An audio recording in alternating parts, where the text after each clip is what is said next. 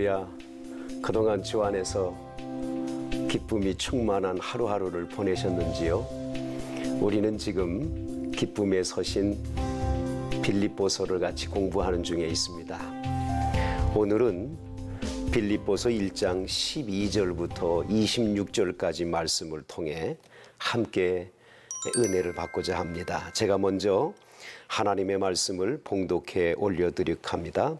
형제들아, 내가 당한 일에 도리어 복음 전파에 진전이 된 줄을 너희가 알기를 원하노라. 이러므로 나의 매임이 그리스도 안에서 모든 시위대 안과 그 밖의 모든 사람에게 나타났으니 형제 중 다수가 나의 매임으로 말미암아 주 안에서 신뢰함으로 겁없이 하나님의 말씀을 더욱 담대히 전하게 되었느니라. 어떤 이들은 투기와 분쟁으로, 어떤 이들은 착한 뜻으로 그리스도를 전파하나니 이들은 내가 복음을 변증하기 위하여 세우심을 받은 줄 알고 사랑으로 하나 그들은 나의 매임에 괴로움을 더하게 할 줄로 생각하여 순수하지 못하게 다툼으로 그리스도를 전파하느니라. 그러면 무엇이냐? 거칠어로 하나 참으로 하나 무슨 방도로 하든지 전파되는 것은 그리스도니 이로써 나는 기뻐하고 또한 기뻐하리라. 이것이 너희의 간구와 예수 그리스도의 성령의 도우심으로 나를 구원에 이르게 할 줄을 아는 거로 나의 간절한 기대와 소망을 따라 아무 일에든지 부끄러워하지 아니하고 지금도 전과 같이 온전히 담대하여 살든지 죽든지 내 몸에서 그리스도가 존귀하게 되게 하려 하나니 이는 내게 사는 것이 그리스도니 죽는 것도 유익함이라. 그러나 만일 육신으로 사는 이것이 내일의 열매일진데 무엇을 택하여 하는지 나는 알지 못하노라. 내가 그 둘 사이에 끼었으니 차라리 세상을 떠나서 그리스도와 함께 있는 것이 훨씬 더 좋은 일이라. 그렇게 하고 싶으나 내가 육신으로 있는 것이 너희를 위하여 더 유익하리라. 내가 살 것과 너의 믿음의 진보와 기쁨을 위하여 너희 무리와 함께 거할 이것을 확실히 아노니 내가 다시 너희와 같이 있으므로 그리스도 예수 안에서 너희의 자랑이 나로 말미암아 풍성하게 하려 함이라. 아멘. 우리는 지금 빌립보서에서 사도 바울이 로마의 감옥에 갇혀서 지금 그 고난 중에 이 옥중서신을 쓰고 있음을 같이 나누고 있습니다. 생각해 보면 감옥이라는 열악한 환경 속에서 오늘 죽을지 내일 죽을지 모르는 참혹한 현실 속에서 오늘 바울 사도는 기뻐하고 또 기뻐한다는 단어를 사용하고 있는 것을 보게 됩니다. 이 바울 사도에게 이런 기쁨이 있는 건 무엇 때문일까요? 오늘 성경 말씀에 보면 바울 사도는 이렇게 말합니다. 12절에 형제들아, 내가 당한 일이 도리어 복음 전파에 진전이 된 줄을 너희가 알기를 원하노라. 지금 빌립보 교인들은 바울이 감옥에 갇혀 있기 때문에 한없이 걱정과 근심에 쌓여 있습니다. 바울 사도가 전한 복음이 이제는 그가 감옥에 갇혀 있기 때문에 더 이상 복음이 전파되지 않을 것이다. 이제는 복음 전파가 끝난 건 아닐까. 그런 생각을 빌립보 교인들은 갖게 되겠지요. 그런데 바울은 아니라는 거예요. 도리어 사도 바울이 감옥 안에 갇힘으로 인하여 복음에 진전이 됐다고, 복음이 더 앞으로 나아가게 됐음을 말씀해 주고 있습니다. 13절에 보면 나의 매임이 그리스도 안에서 모든 시위대 안과 그 밖의 모든 사람에게 나타났다고 말씀하고 있습니다. 이 로마 감옥이라고 하는 열악한 환경에 지금 누워 있는데 감옥 안에 간수들이 있지 않습니까? 이 간수들은 죄수와 함께 착고를 같이 차고 그를 옆에서 지킵니다. 그 같이 착고가 차 있을 때 바울 사도가 옆에 있는 간수에게 끊임없이 예수님의 복음을 전하는 거지요. 근데 또 이 간수는 본인 한 사람만 하는 게 아니라 교대로 계속합니다. 이 사람 저 사람 간수가 올 때마다 전도가 돼서 복음을 선포할 수 있겠으니까 바울 사도는 이게 도리어 내 매임이 도리어 복음 전파하는 길이 더 열려지게 됐음을 말씀해 주는 거죠. 14절에 보면 형제 중 다수가 나의 매임으로 말미암아 주 안에서 신뢰함으로 겁없이 하나님 말씀을 더욱 담대히 전파하게 되었느니라. 이 바울 사도가 감옥에 갇힌 것 때문에 담대하게, 어떤 분들은 사도 바울이 복음을 전하다 감옥에 갇혔는데 나는 뭐 하는 거냐, 나도 복음 전파하자. 그래서 도리어 바울 사도의 감옥에 갇힘이 성도들에게 담대하게 복음을 전할 기회를 얻게도 됐다는 거죠. 그뿐이 아닙니다. 어떤 사람들은 투기와 분쟁으로, 어떤 사람은 착한 뜻으로 그리스도를 전파하는 사람도 있어요. 이게 무슨 말이냐 하면, 사도 바울이 감옥에 갇혔을 때 유대인들 가운데는 바울 사도가 그렇게 미워서, 죽이고 싶도록 미워서 사도 바울에 대하여 부정적으로 말하는 유대인들이 많았어요. 로마인들이 저 바울이라는 사람을 왜 그렇게 미워하느냐? 바로 예수 그리스도 때문이다. 저 예수라는 이단을 전하고 있다라고 말하면서 유대인들이 예수님에 대하여 이야기해 줍니다. 그분은 나사렛에서 태어났고 자랐고 나중에 십자가에 못 박혀 돌아가셨음을 이야기하며 3일 만에 부활했다고 하는 것을 전파하고 있다고 이야기까지 해주는 거죠. 이래가지고 복음이 도리어 저들의 방해로 인하여서 안 되는 게 아니라 더 잘 전파되고 많은 분들이 예수를 믿게 되니, 오늘 성경 18절에 그러면 무엇이냐, 거칠애로 하나 참으로 하나 무슨 방도로 하든지 전파되는 것은 그리스도니 이로써 나는 기뻐하고 또한 기뻐하리라고 말씀하고 있는 걸 보게 돼요. 바울 사도의 철저한 인생의 목표는 어디에 정했냐?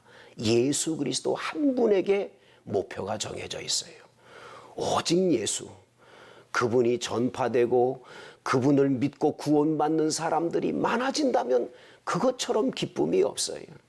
그것 때문에 감옥에 갇혔을 때 그것으로 인하여 간수들에게 복음 전파하니 기쁘고, 더 나아가서 바울 사도의 매임으로 성도들이 나가 담대히 전하니 기쁘고, 도리어 바울 사도를 방해하려고 하는 유대인들 때문에 예수 이야기가 더 전파되니 기뻐하다. 이 얼마나 기쁘고 감사한 일이냐 말이죠. 그러면서 바울은 오늘 아주 중요한 말씀을 합니다. 19절에 보면 이것이 너희의 간구와 예수 그리스도의 성령의 도우심으로 나를 구원에 이르게 할 줄을 아는 거로, 이렇게 말합니다. 너희의 간구라는 말은 빌립보 교인들이 바울 사도를 위해서 기도를 많이 하는 겁니다. 그래서 예수 그리스도의 성령의 도우심으로 바로 이 바울에게 구원의 복된 소식이 전파될 수 있도록, 그렇게 사도 바울은 지금 빌립보 교인들의 기도 때문에 자신은 지금 너무너무 큰 힘을 얻고 이렇게 복음을 전파하고 있음을 말씀을 해 줍니다. 그러면서요, 오늘 아주 중요한 말씀 한 말씀을 저와 여러분들이 함께 나눠야 되겠는데, 바울 사도는 지금 감옥에 갇혀서 오늘 죽을지 내일 죽을지 모르는 아주 어려운 상황에 거하고 있거든요. 그것을 오늘 20절에 말씀을 하고 있는데요. 여러분, 셰익스피어의 햄릿이라고 하는 소설을 읽어본 적 있습니까?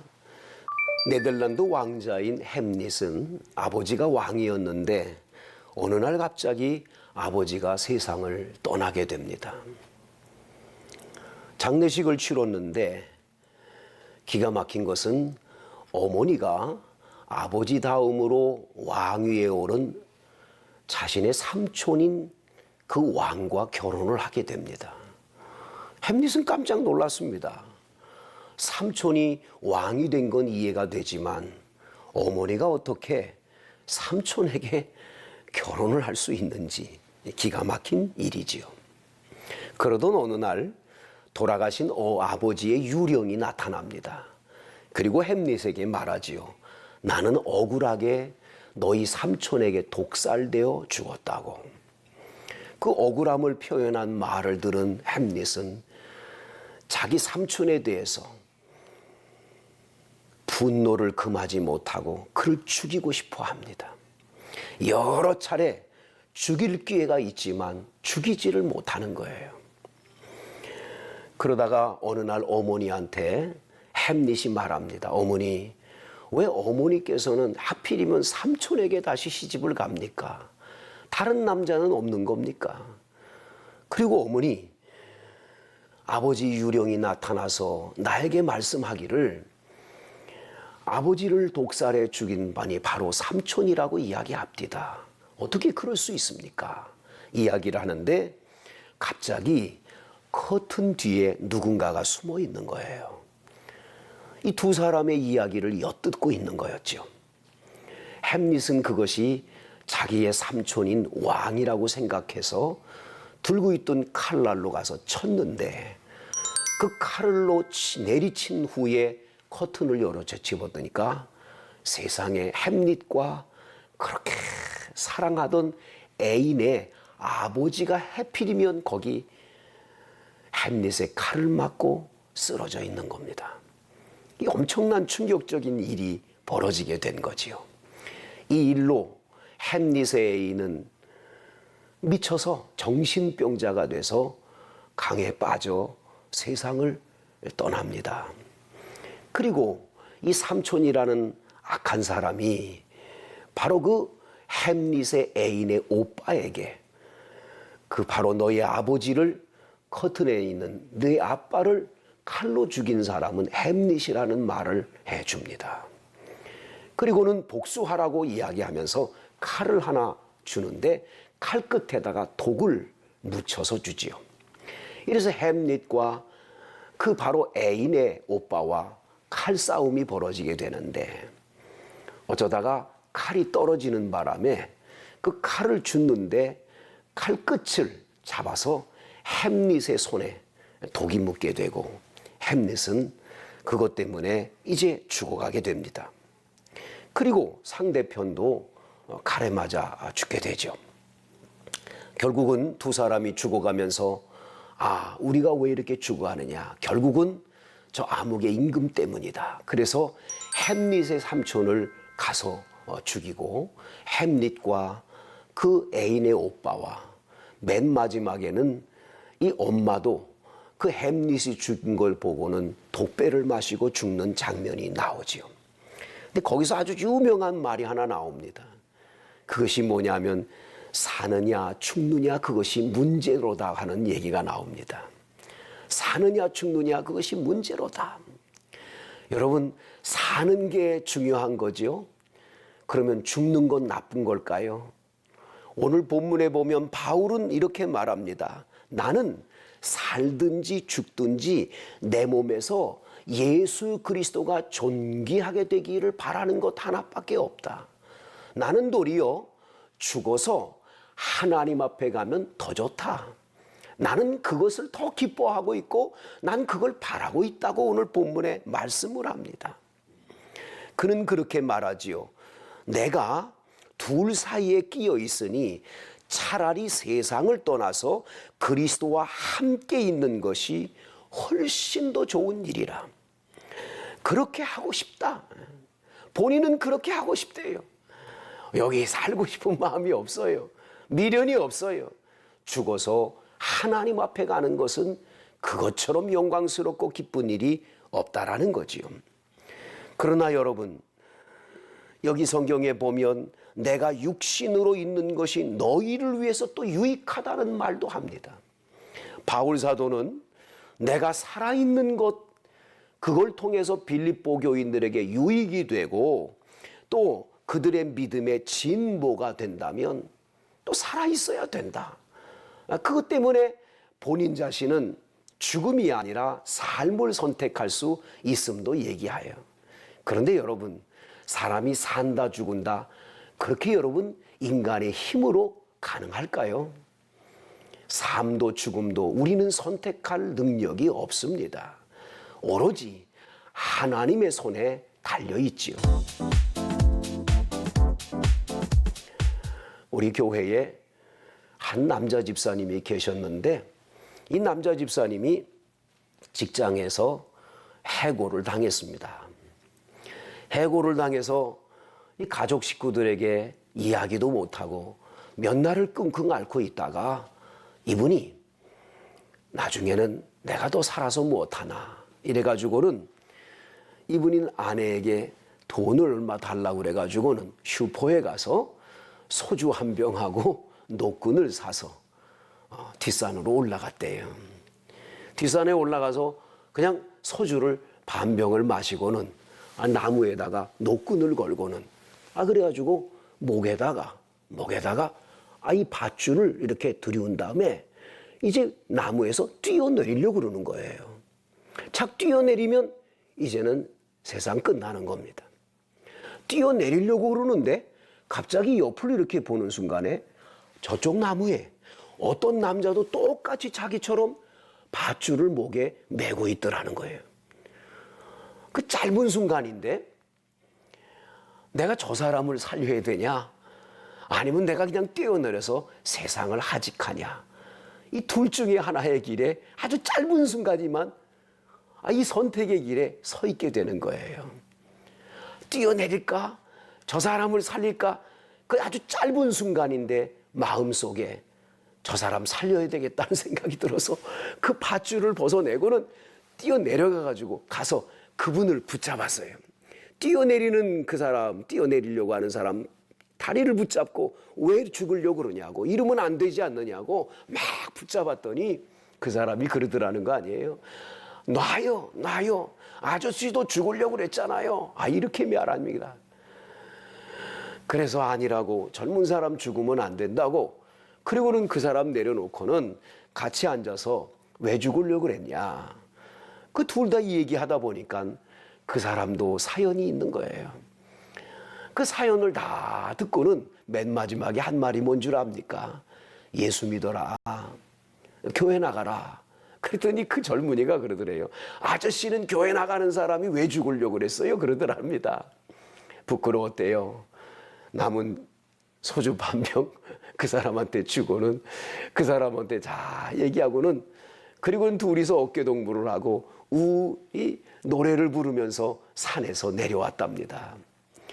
제가 신방 갔다가 우리 집사님한테 그 소리를 들었는데, 그 집사님으로부터 그 소리를 듣는데 집사님은 이렇게 말합니다. 목사님, 사는 거 죽는 거 우리 마음대로 못해요. 그거 하나님 손안에 다 달려있는 거 제가 이번에 깨달았어요. 그렇습니다. 삶과 죽음, 그건 사람이 선택할 수 있는 게 아니에요. 오로지 하나님의 손에 달려있는 거예요.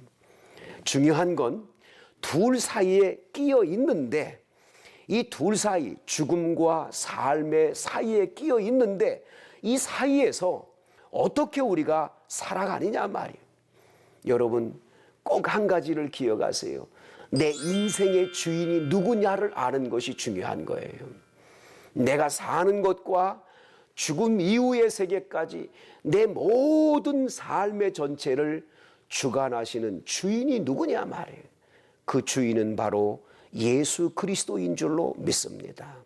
그 예수 그리스도, 그분이 내 삶의 주인이 되어주셔서 나를 인도하고 계시고 이끌어 주시는 걸 믿는 것처럼 중요한 일은 없습니다. 예수 믿는 사람은 주여 주여 하라는 말을 많이 쓰지요. 주여 주여 합니다마는 사실은 인생길을 걸어갈 때 주인님이 되신 그분을 내 마음에 모시고 사니까, 그분 뜻대로 살고 그분과 함께 살면 그분이 나의 인생의 주인이 돼서 이끄신다고 하는 걸 여러분 얼마든지 믿고 살 수 있는 것 아닐까요? 성경에는 말씀합니다. 공중나는 새를 보라. 심지도 않고 거두지도 않고 모아들이지도 않는데 하늘 하나님께서 다 기르신다. 저 들에 있는 백합화를 봐라. 그 백합화가 언제 길쌈을 메고 고운 옷을 입으려고 그 고운 옷감을 가져다가 뭘 한 적이 있냐? 하나님께서 그 예쁘게 그 옷을 입혀준 그 백합화, 그것을 보라고 말씀하고 있지 않습니까? 너희는 먼저 그의 나라와 그의 의를 구하라고, 그리하면 이 모든 것을 너에게 더해 주신다는 약속의 말씀을 하고 계시는 거죠. 여러분, 이희돈 씨라고 하는 분을 아십니까? 그분은 세계 무역센터의 부총재로 계시는 분입니다. 이분이 영국 유학을 떠나게 됐는데 어머니께서 봉투 하나를 주시는 거예요. 이 봉투를 들고 비행기에 올라서 우리 엄마가 이 봉투 안에다가 돈을 넣어줬겠지. 근데 봉투가 얇더랍니다. 그래서 비행기에 딱 올라타가지고는 이 비행기가 이륙한 다음에 주머니에서 그 봉투를 꺼내가지고 열어보니까 봉투 안에 돈은 안 들어있고 엄마의 손수 쓴 편지 한 장이 들어있는 거예요. 그 편지에 뭐라고 써있냐면, 하나님은 너의 아버지다. 너의 아버지 하나님은 너를 굶기지 않으실 거다. 네가 공부하는 동안에 학비도 준비해 주실 거고 너의 모든 삶을 우리 하나님 아버지께서 인도할 거다. 그 하나님 아버지만을 의지하고 가서 공부하면 하나님이 다 채워주실 걸 믿어라. 이 엄마는 너를 위해 끊임없이 기도할 테니 하나님만 의지하고 가서 공부 잘하고 오거라. 그리고 보낸 거예요. 이돈 씨는 기가 막혔습니다. 돈 한 푼 없이 영국에 가서 유학을 하고 공부하다니 어떻게 할 수 있겠습니까? 그런데 여러분, 놀라운 일이 뭔 줄 아십니까? 이돈 씨가 영국에 딱 도착해서 캠브리지 대학이라는 대학교에 교정을 거닐게 됩니다. 그 교정을 가는데 이게 난감한 거예요. 어떻게 할지 모르겠어요. 그런데 어떤 신사분 한 분이 저 앞에서 웃으면서 옵니다. 하이. 그래서 자기도 하이 그랬대요. 인사를 했는데 너 어디서 왔느냐? 한국에서 왔다고. 아, 그러냐고. 그러면서 너 뭐하러 왔느냐? 나는 이 대학에 와서 공부하고 싶다. 그래서 왔는데 어떻게 되는지 난 길을 모르겠다. 그래서 지금 내가 여기서 헤매고 있는 중이다. 아, 그랬더니 그 신사분이 아, 그러냐? 그럼 날 따라오라고. 그래서 따라가 봤더니 세상에 그분이 그 대학교의 총장님이신 거예요. 총장실 안에 들어가서 앉아가지고 너 어느 대학 나왔냐? 지금까지 어떻게 공부했냐? 다 물어봐서 이돈 씨가 다 얘기했더니, 그러면 너는 얼마든지 우리 대학에 와서 공부할 수 있다고. 내가 우리 학생으로 내가 받아주겠다고. 아, 그러는 거예요. 이돈 씨는 미안하지만 내가 학비가 없다. 돈 한 푼 없이 왔다. 그래서 우리 엄마는 하나님께 맡기라고 그러고 나를 여기 보냈다. 나 어떡하면 좋은지 모르겠다. 그랬더니 총장이 있다가 걱정하지 말라고. 그러면서 총장이 모든 걸 써줘가지고 장학금으로 공부할 수 있는 길을 열어주시더라는 거죠. 이분은 그 이후에 나중에 공부를 마친 다음에 세계무역센터의 부총재까지 올라갔는데 미국의 9.11 테러 사건이 있던 날입니다. 바로 그 쌍둥이 빌딩, 바로 무역센터 건물 82층에서 오전 7시에 회의가 있었답니다. 그 회의에 참석하려고 이희돈 씨가 이제 자신의 기사가 이끄는 그 차를 몰고 가는 겁니다. 가는 도중인데 얼마나 이 설사가 나는지 못 견디는 거예요. 이 설사는, 이건 뭐 설사가 나면 대통령도 어떻게 할 수 없는 것 아닙니까? 그래가지고 설사가 나서 어떻게 할 수가 없더라는 거예요. 트래픽에 걸려가지고 차가 꽉 밀려 있는데 바로 그 무역센터 그 앞에 이 지하차도를 딱 가기만 하면 무역센터예요. 근데 이 지하차도로 들어가기 전에 그렇게 차들이 밀려 있을 뿐만 아니라 본인은 지금 설사가 나서 못 견디겠는 거예요. 할 수 없이 차에서 내려서 옆에 있는 빌딩에 들어가서 일을 다 보고 깨끗이 처리하고 딱 나왔는데 그 순간에 꽝 하면서 그 큰 쌍둥이 빌딩이 그 비행기가 와서 부딪히는 바람에 무너지는요, 그 엄청난 사건이 일어나게 된 거예요. 만약 그 아침에 이돈 씨가 그 82층에 자신의 사무실에서 회의를 주재하고 있었다면 거기에 바로 비행기가 와서 그 자리에 그저 폭파했을 때 그는 그 자리에서 살아남을 수가 없었던 거죠. 하나님께서 자신을 보호해 주시고 인도해 주셨기 때문임을 말씀하고 있는 겁니다. 우리 인생의 주인이시고 우리의 삶의 모든 과정을 이끄시는 하나님, 그분은 우리의 삶과 죽음을 다 인도하시고 계시는 분이십니다. 우리는 그분이 계시기 때문에 그분 안에서 늘 기쁘고 행복하게 살 수가 있는 거예요.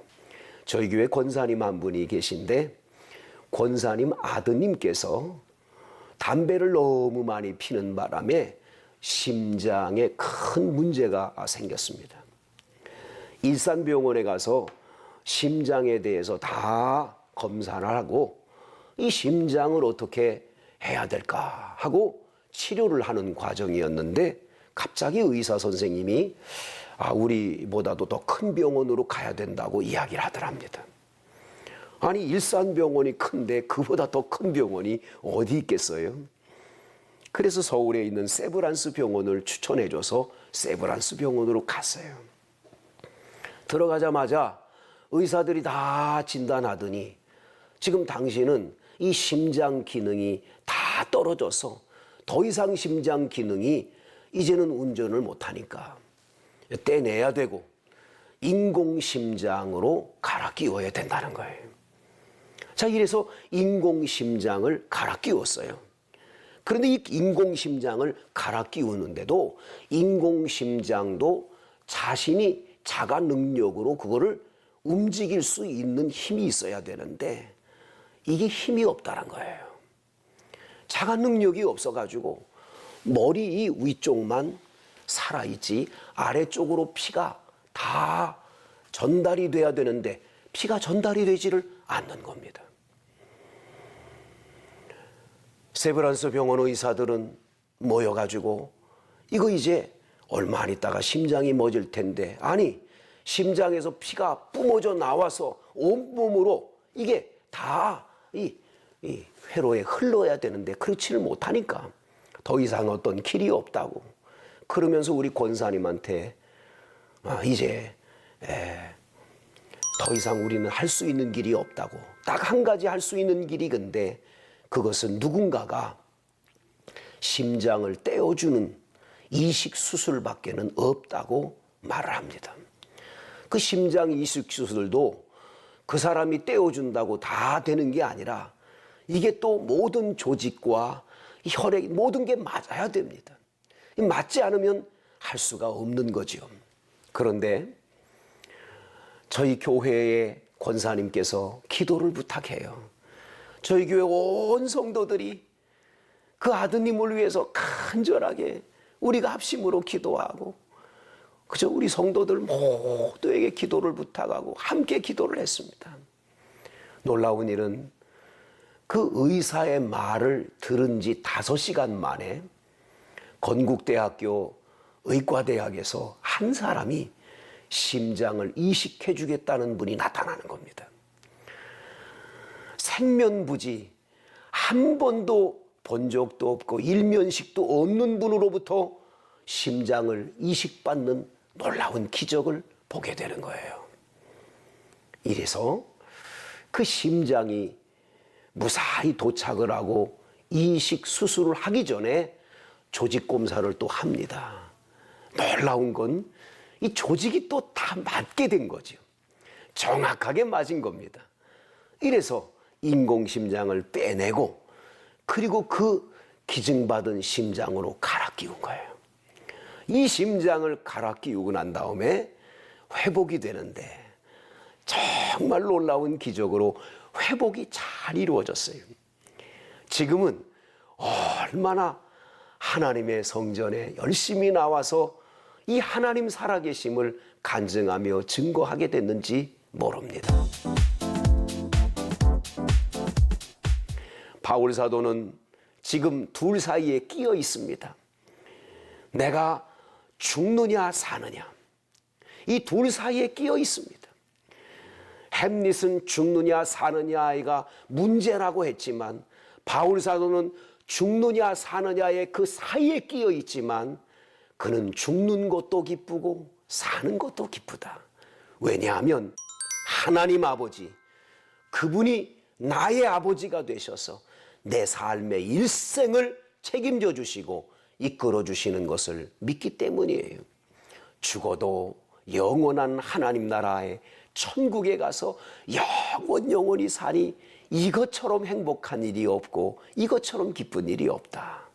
이 땅에 사는 동안에도 하나님 아버지께서 언제나 나의 아버지가 되셔서 예수님이 내 인생의 주인이 되셔서 내 삶에 늘 항상 곁에서 우리를 도와주시는 보혜사 성령님이 함께 하시기 때문에 나는 이 땅에 사는 동안도 행복하고 기쁘다, 즐겁다. 바울 사도는 오늘 그렇게 고백을 하면서 이 예수의 복음을 내가 전하게 됐으니 얼마나 행복하냐. 너희들이 나를 위해 기도해 주니 나는 행복하고 나는 이 감옥에 갇혀 있지만 너무너무 행복하다고 그는 그렇게 고백을 하고 있는 장면을 볼 수가 있는 겁니다. 사랑하는 성도 여러분, 여러분의 인생길을 걸어가면서 오늘도 힘들고 어려운 일을 많이 겪지만 항상 하나님 아버지가 내 곁에 계심을 믿으시기를 바랍니다. 주님이 언제나 내 삶의 주인이 되어주셔서 이끌고 계시는 걸 믿어야 합니다. 이사야 41장 10절 말씀을 분명히 여러분은 고백할 수 있어야 할 줄로 믿습니다. 두려워 말라, 내가 너와 함께함이니라. 놀라지 말라, 나는 내 하나님이 됨이니라. 내가 너를 굳세게 하리라. 참으로 너를 도와주리라. 참으로 나의 의로운 오른손으로 너를 붙들리라. 우리 주님께서 여러분들의 삶에 항상 주인이 되어주셔서 이끌어주시고 지켜주시고 보살펴주심으로 말미암아 여러분들은 언제나 복있고 행복한 길을 걸어가게 되는 것을 믿습니다. 제가 경기도 파주에서 목회할 때 있었던 일입니다. 한 번은 주일날 사도행전 1장을 가지고 설교를 하는 도중이었는데 그날 그 사도행전 1장에서 예수님이 십자가에 못 박혀 돌아가신 이후에 가룟 유다가 자살한 사건에 대한 이야기를 본문으로 하는 설교였습니다. 그 가룟 유다가 목매어서 자살해 죽었다. 근데 그 목매달은 줄이 끊어져 가지고 곤두박질 쳐서 창자가 다 흘러나와 비참하게 죽은 사건에 대한 말씀이 본문에 나옵니다. 인생 살기가 힘들고 어렵지만 성도들에게 그렇게 힘들다고 어렵다고 자살하지는 말자. 그래서 제가 성도들한테 그날따라 손을 이렇게 들고 자살하지 말자. 그러면 교인들이 따라서 자살하지 말자. 그렇게 5번을 외치게 했습니다. 자살하지 말자, 자살하지 말자 하면서 성도들이 깔깔대고 다 웃고, 이 설교를 다 끝나고는 이제 예배가 다 마친 다음에 오후에 제가 이제 사택에 들어와서 쉬고 있는데 갑자기 군대에서 지금 대위로 이렇게 군복무를 하고 있는 집사님 한 분이 저희 사택에 찾아왔습니다. 이분이 찾아와 가지고는 목사님 좀 뵙고 싶다고. 그래서 제가 제 이제 그 방으로 모셔가지고 함께 이야기를 나누게 되는데, 이분이 앉자마자 막 웁니다. 그래서 집사님 왜 이렇게 우시느냐고. 목사님, 제가 지금 대위로 있는데 소령으로 진급을 해야 합니다. 그런데 제 위에 있는 선임이 그렇게 저를 힘들게 합니다. 저에게 점수도 주지도 않을 뿐만 아니라 고향이 다르다고 저에게 너무 많은 상처와 아픔을 주었습니다. 도저히 저는 살 길이 없습니다. 진급이 안 되는 것도 괜찮지만 너무 부대에 들어가기만 하면, 그분 앞에 서기만 하면 벌벌벌 떨리고 내가 일을 잘 못하겠습니다. 그래서 사실은 죄송하지만 제 아내도 불쌍하고 저는 살 길이 없어서 제가 죽으려고, 자살하려고 결심을 했습니다. 준비를 다 해놨습니다.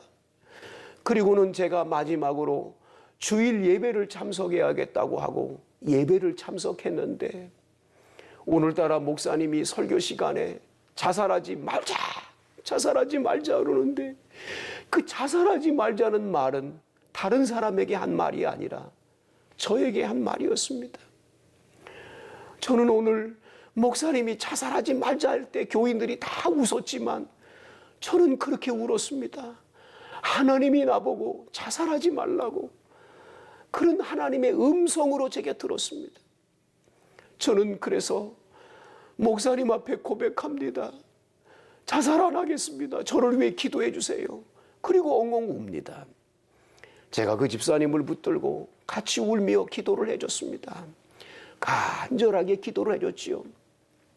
그리고 얼마 후에 그렇게 그를 괴롭히던 그 사람은 다른 데로 다 가버리고, 우리 이 집사님에게는 좋은 분을 보내주셔가지고 이분이 승진을 하고 이렇게 다른 인천으로 이렇게 가시는 그런 아주 은혜로운 시간을 가진 적이 있습니다.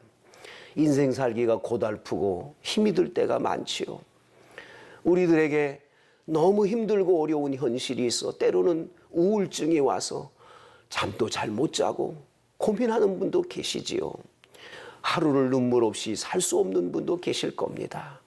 경제적인 어려움 요즘 너무 많이 겪고 계시지요. 또 살기 힘들다고 하는 이야기들 너무 많이 들립니다.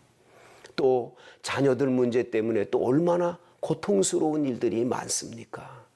생각지도 않은 때에 찾아온 질병으로 인해서 얼마나 우리가 힘들고 어렵습니까? 그러나 우리는 잊으면 안 됩니다. 하나님 아버지께서는 우리의 주인이시고 아버지가 되시는 그분이 절대로 우리를 이 어려움 속에 그냥 두시는 분이 아니라는 사실이에요. 저는 항상 찬송가 가운데 이런 찬송가의 가사를 굉장히 좋아합니다. 이 풍랑 인연하여서 더 빨리 갑니다. 저는 이 찬양을 부를 때마다 그래, 내게 어려움이 오고 환난이 오고 풍파가 오고 그런 비바람이 몰아쳐도 이 풍랑이 나서 나는 더 빨리 간다. 더 잘 될 거다. 하나님이 함께 하는데 나는 절대로 망하지 않는다. 그런 확신을 가지고 매일매일 나의 아버지 하나님이 나를 이끄시니 난 잘 될 거다. 그런 믿음의 고백을 하고 살 때가 많습니다. 성도 여러분, 고달프고 힘든 세상에서 사나 죽으나 나는 주님의 것입니다 하는 바울의 고백이 여러분에게 소망과 희망이 되기를 원합니다.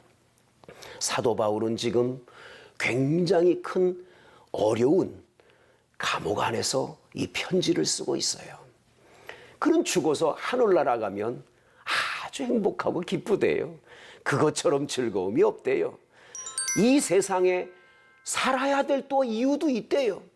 왜냐하면 자신이 살아야 자신을 위해 배후에서 기도해주고 저렇게 자신을 사랑하는 교인들이 있는데 그들을 위해서라도 살아야 될 또 이유가 있다고 말합니다. 여러분들을 위해 살 이유도 분명히 있지 않습니까?